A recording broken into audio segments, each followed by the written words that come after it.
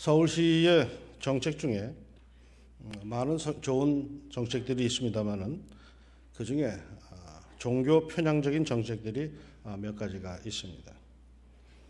그 중에 템플 스테이라고 하는 것이 있는데 박원순 시장이 취임한 이후에 매년 이 사업에 5억에서 10억 원씩 이렇게 지원을 하고 있습니다. 템플 스테이는 말 그대로 절에 며칠씩 머무르면서 절의 문화를 체험하는 것입니다. 이것을 우리 민속이요, 민족 종교 체험이라 하는 구실로 이렇게 서울시가 매해 5억에서 10억 원씩 불교계에 지원을 하고 있습니다. 그뿐이 아니더라고요. 이 서울시장은 2011년부터 불교 스타일의 연등 축제에 매년 5억에서 8억 원씩을 지원하고 있습니다. 2022년까지 2,600억 원에서 3,500억 원이 투입되는 조계사 성역화 사업도 서울시가 추진 중이라고 합니다. 이번 달에는 3억 원을 투입해서 서울국제불교 박람회도 개최를 한답니다. 2012년부터 2015년 4년 동안에 서울시의 불교 지원 예산은 165억 9,580만 원입니다. 놀라지도 않죠. 감이 안 잡히니까. 165억 9,580억 원이에요. 대단한 겁니다. 그러면 우리 개신교회를 위한 서울시 예산은 얼마나 될까요? 1억 5천만 원입니다. 불교 지원 예산이 교회 지원 예산에 비해서 무려 110배가 넘습니다. 이건 제 얘기가 아니라 신문에 실린 기사입니다. 왜 그러는 걸까요? 시장이 불교 신자라서 그럴까요? 시장은 공식적으로 무교라고 자신은 그렇게 말했습니다. 그런데 그런 2009년 일제강점기에 불교 지도자였던 만해 한용운을 기념하는 만해 포럼에서 자신은 정기적으로 남방불교의 수행법인 윗바사나 수행을 하고 있다고 합니다. 윗바사나 수행이 뭔지는 잘 모르겠지만 남방불교의 승려들이 하는 그러한 수행법입니다. 그러면서 이분은 자신에게 있어서 불교는 종교가 아니라 문화이자 삶이라고 하면서 정치적으로 은근히 거리를 두는 듯한 발언을 합니다. 그러나 말이죠. 어느 특정 종교가 자신에게 있어서 종교가 아니라 삶이라면 그는 그 특정 종교의 골수 신도인 것입니다. 여러분, 모든 종교의 목적, 최종 종착지가 뭡니까? 교리 논쟁, 교리를 배우는 거 아닙니다. 그 종교의 가치와 가르침에 근거한 삶입니다. 이렇게 특정인의 정치인이 자신의 종교를 문화로 포장하여 특정 종교의 사업에 일반 국민의 세금을 쏟아붓는 것은 이건 명백한 종교 편향이죠. 물론 서울시장님이 친서민 행보를 하는 것은 참 바람직한 일입니다만은 그러나 유감스러운 것은 이런 종교 편향적인 정책들이 있다라는 것입니다. 저는 오늘 종교 간의 갈등을 얘기하려고 하는 것이 아닙니다. 또한 정치적인 설교를 하려는 것도 절대 아닙니다. 그런 것을 위장한 종교적인 편향 정책을 얘기하는 거죠. 이러한 가장된 종교 정치인들, 특별히 불교적 성향의 정치인들이 하는 말이 뭔지 아시죠? 그것은 불교는 단순한 종교가 아니라 우리 민족의 고유 종교요, 전통이라고 하는 것입니다. 여러분, 어째서 불교만이 우리의 전통 종교요, 민족 종교이겠습니까? 유교, 도교 모두 다 우리 민족 종교 아니겠습니까? 그런 차원이라면. 아니, 불교, 유교가 다 지나간 뒤에 들어온 기독교는 과연 민족 종교가 될 수 없습니까? 고려시대, 조선시대의 역사만이 우리의 역사요? 대한제국, 일제강점기, 현대의 역사는 우리의 역사가 아닙니까? 한번 돌아보십시오. 기독교가 이 땅에 들어오기 전까지야 무슨 말을 하겠습니까마는 그러나 기독교가 이 땅에 들어온 이후 기독교의 우리 민족에 대한 영향력은 과연 어떠했습니까? 실로 우리 민족의 근대사에 끼친 기독교의 영향은 엄청납니다. 조선말 신문화를 수용한 부류는 기독교를 일찍 수용한 그룹들입니다. 학원, 병원 등등 선교사들에 의해서 우리나라에는 현대 과학과 의료, 문화가 도래되었고 자리 잡아갔고 백성들의 의식을 일깨워 갔습니다. 일제 억압 시대에 그 암울한 시기에 민족의 희망이 되어주니가 기독교, 교회입니다. 미국 기독교 연합회는 1919년 4월에 발행한 3.1운동 비사에서 한국 교회는 참혹한 식민 통치 아래에서도 소망을 잃지 않았던 유일한 부류의 한국인들이라고 밝힌 바가 있습니다. 이 땅에 많은 사람들이 모두들 일제강점기에 희망을 얻고 모두들 할 수 없다고 주저앉고 포기할 때에 그냥 이렇게 살다 가는 거지 뭐라고 하는 그때에 희망의 끈을 놓지 않았던 사람들이 있었는데 그게 바로 그리스도인들이었다라고 외부에서 평가를 한 것입니다. 민경배 교수의 한국 교회사를 보면은 당시에 예수를 믿는다는 말과 독립 시위에 참여한다는 말은 동의어가 되었다라고 증언하고 있습니다. 한국 교회는 이 민족이 어려울 때에 함께 했습니다. 한국 교회는 민족의 번영과 발전에 장애가 된 것이 아니라 힘이 되었습니다.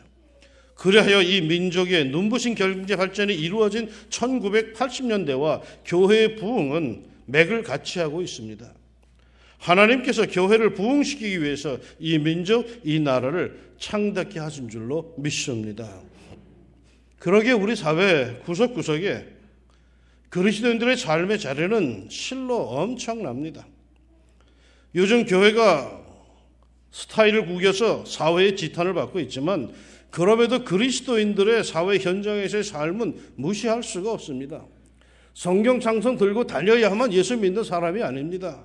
아무런 티가 나지 않지만 그래도 이미 이 사회 구석구석에서는 그리스도인들의 삶이 이미 스며 배어 있습니다.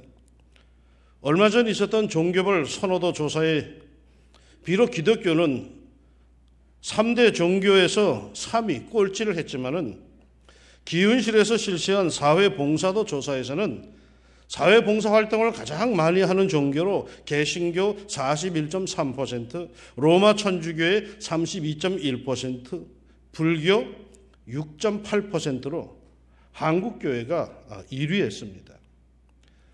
가장 많은 종교적인 자산을 갖고 있는 불교는 도리어 사회봉사에선 꼴찌입니다. 반면에 가장 구설수가 많은 교회가 사회봉사의 1등입니다. 이것은 그만큼 우리 사회에 이미 그리스도인들은 구석구석의 삶의 현장에, 섬김의 현장에 스며들어 있다라는 뜻입니다. 말로 떠들미 없이 이제는 그리스도의 심장으로, 그리스도의 정신으로, 그리스도의 사랑으로 이미 말없이 그렇게 살아가고 있다라고 하는 것입니다. 제 개인적인 간증 비슷한 걸 하는 걸 용서하시기 바랍니다. 2년 전에 제 아들놈이가 서울대 대학원에 입학할 때 면접 시험을 보러 갔습니다. 그날 새벽에 저는 주님께 떼를 쓰고 있었습니다. 주여, 종의 아들이 대학원 면접 보러 갔나이다. 헌데 주님, 이놈의 아들이 공부가 조금 모자랄 듯 싶습니다. 그러나 이번에 합격해야지 떨어지면 이 아들놈이 갈 데가 없나이다. 나는 또 어떻게 목회를 하겠습니까? 그래서 주님 앞에 떼를 썼습니다. 그렇게 고집부리며 떼를 쓰고 있는데 이런 성령의 감동이 제게 찾아듭니다. 네 아들의 이름을 아는 이가 도와줄 것이다. 무슨 뜻인지 잘 몰랐어요, 이게. 아들의 이름이 하힘입니다. 하임이 아니고 하힘입니다. 하나님의 힘이란 The power of God이라고 하는 그 뜻입니다. 이 아들이 클 때 이 이름 때문에 스트레스를 아마 많이 받았던 것 같아요. 그러나 그건 애비의 신앙 고백이요, 아들에 대한 애비의 축복이었습니다. 나중에 이야기를 들었는데 면접을 하는데 교수님들이 한결같이 다 물어보더래요. 이름이 특이한데 이름이 무슨 뜻이냐? 그래서 하나님의 힘입니다 라고 했더니 대뜸 너 교회 다니냐? 너 아버지가 목사냐? 묻더라. 그래서 그렇다고 했더니 아이고 고생 많았겠구나. 그랬더니 합격. 걔는 나 때문에 간 거야. 무슨 뜻인 줄 아십니까? 이미 우리 사회 구석구석에는요, 드러나지 않는 그리스도인들이 많다는 거예요. 이미 다 예수님을 알아요. 예수의 정신이 있어요. 뭐 일만 열면 뭐 할렐루야 이거 안 해도 이미 그리스도의 정신 갖고 사는 사람들이 우리 사회는 이미 다 깔려 있어요. 그럼에도 말이요, 어째서 우리의 민족 종교는 불교여야만 합니까?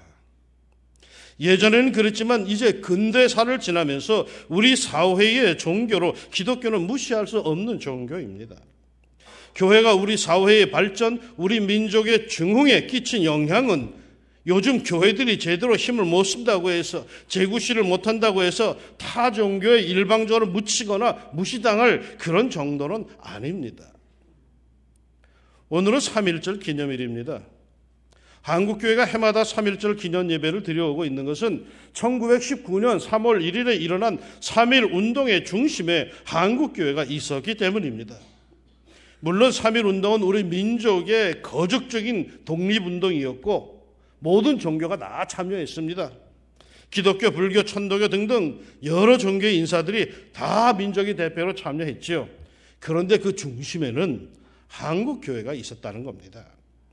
독립선언문 서명에 참여한 민족 대표 33인 중 무려 절반에 이르는 16명이 기독교인이었고 3.1 운동의 실질적인 주체와 진원지 역시 교회였으며 이것이 일시에 전국적으로 쫙 퍼져나갈 수 있었던 것은 바로 교회가 그 네트워크 역할, 통로의 역할을 했기 때문에 가능했던 것입니다.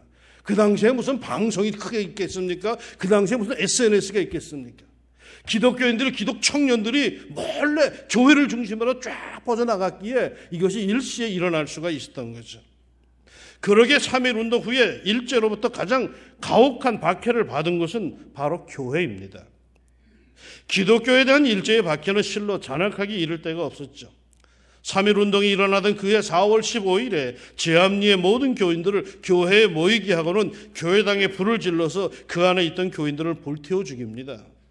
가까스로 겨우 탈출하는 교인들은 총으로 쏴서 죽입니다.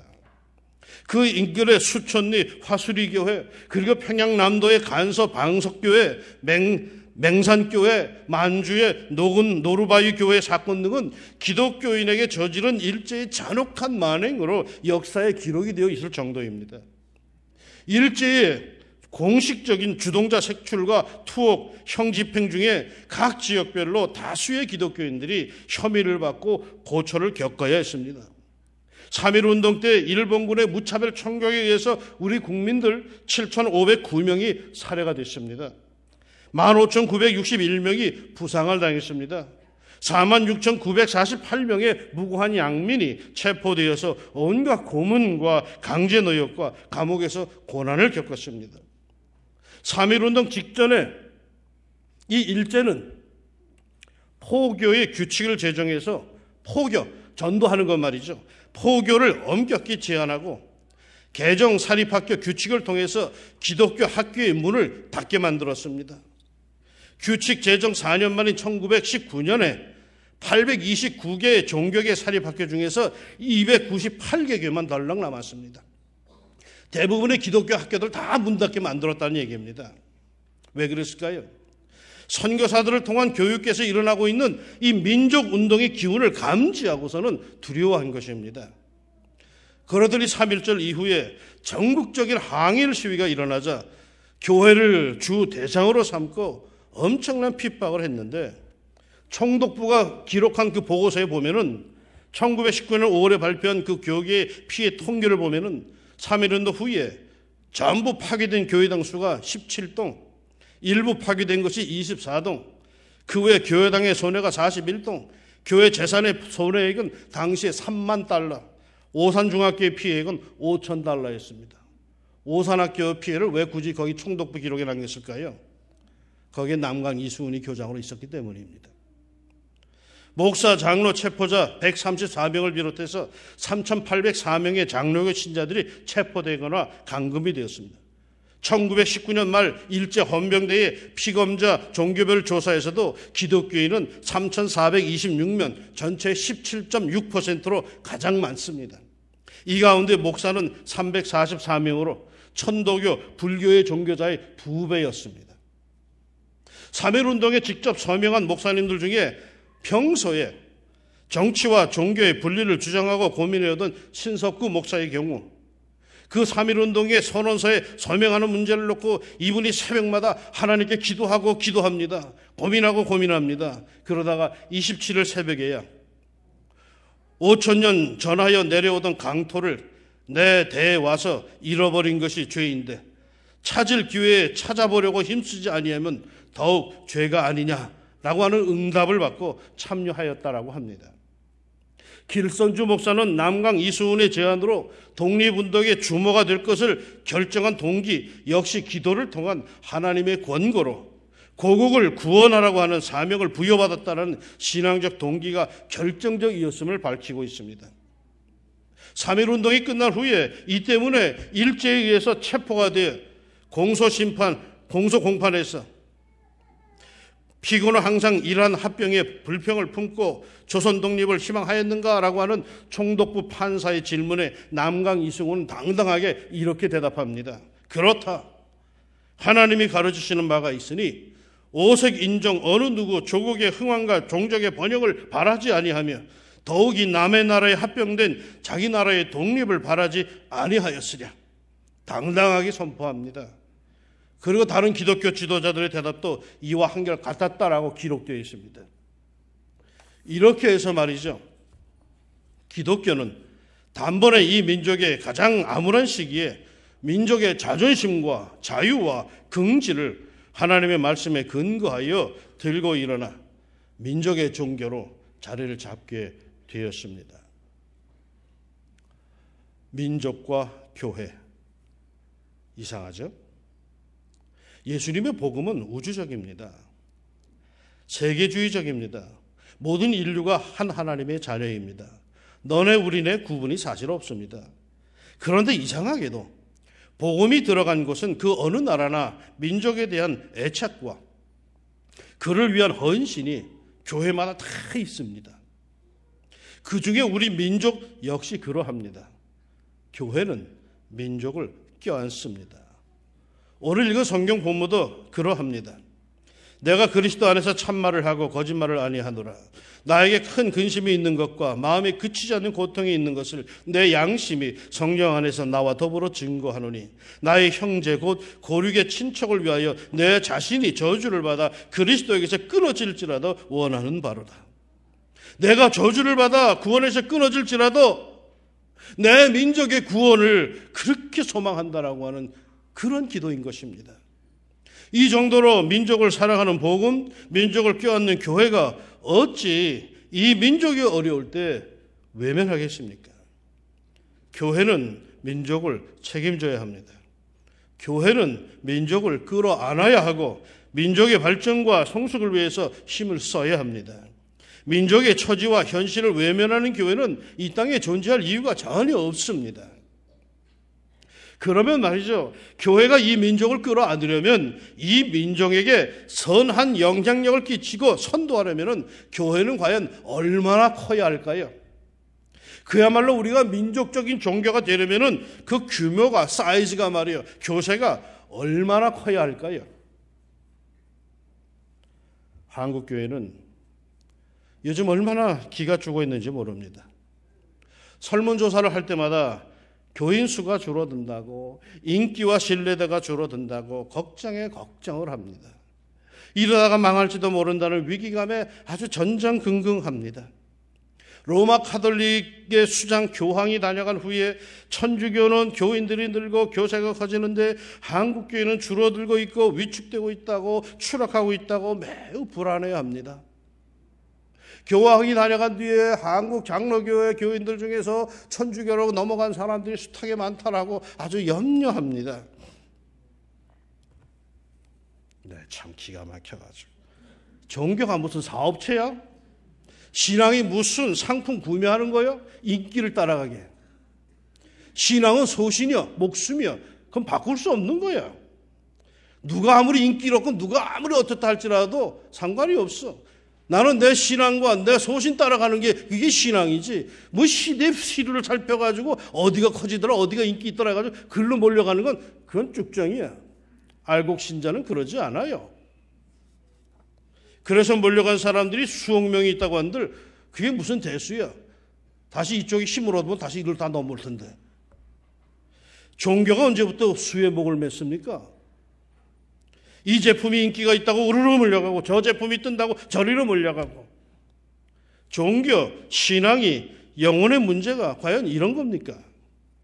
그래서 사람들이 선호하며 성공한 것이고 최고의 자리에 올라선 것입니까?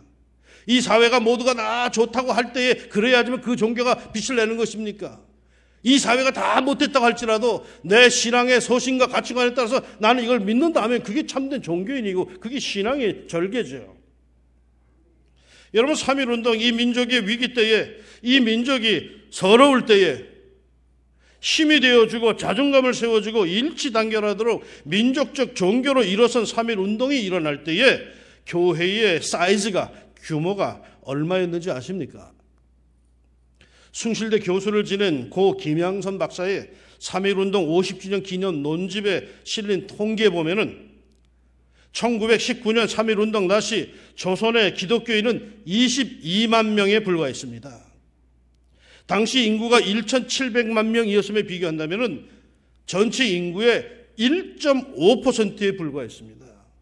기독교인들이 말이요. 장로교 소속이 2,177개 교회에 18만여 명이고 감리교 소속이 472개 교회에 3만 5천 명이었어요. 아주 지극히 작은 교회였어, 한국교회가. 그러나 이 작은 교회가 이 민족의 자존심을 세우며 민족의 종교가 된 거예요. 그런데 오늘날 한국교회는 왜 이리 떨어요? 왜 이리 나약한 거야? 왜 이리 불안한 거야? 왜 이리 흔들려? 왜 이리 귀가 얇아졌어? 이유는 다 하나인 것 같아요. 이 교회가 물량주의에 빠졌어. 너무 잘 살다 보니까, 너무 커지다 보니까 물량주의에 빠져버렸어. 세속주의에 빠져버렸어.